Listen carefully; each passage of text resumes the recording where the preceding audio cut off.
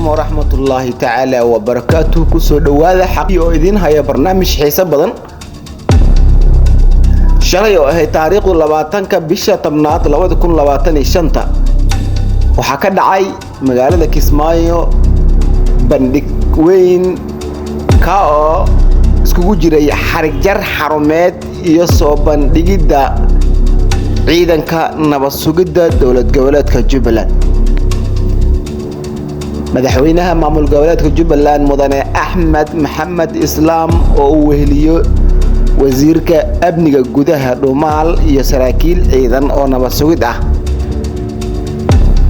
ayaa shalay waxa xariga laga jaray xarun weyn oo ku taalo magaalada Kismaayo taa oo loogu talagalay inay ku shaqeeyaan ciidanka nabad sugidda maamul goboleedka Jubbaland. bandhiga xariga looga jaray xarunta sida weyn loo dhisay ee qalabaysan waxa garab socday soo bandhigida awoodda ciidanka nabad sugidda maamul goboleedka Jubbaland.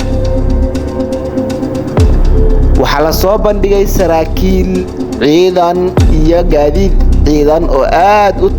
u tiro badan kuwa oo u muuqday inay yihiin dowlatus military.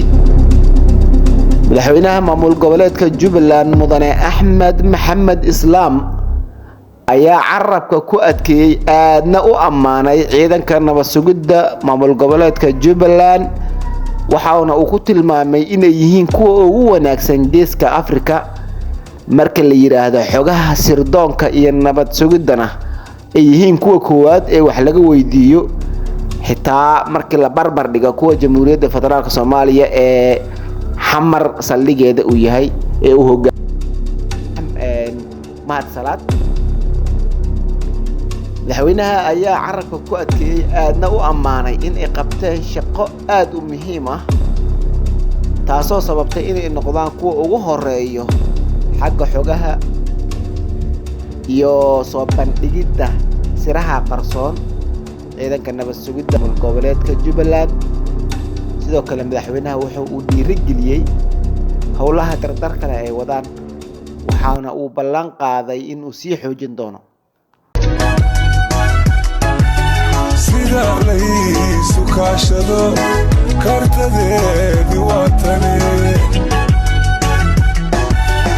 adna keerin baad noqon qabitalhoomu ka hawlgasha kaalmaysa aadmiga aniguna tagsan kori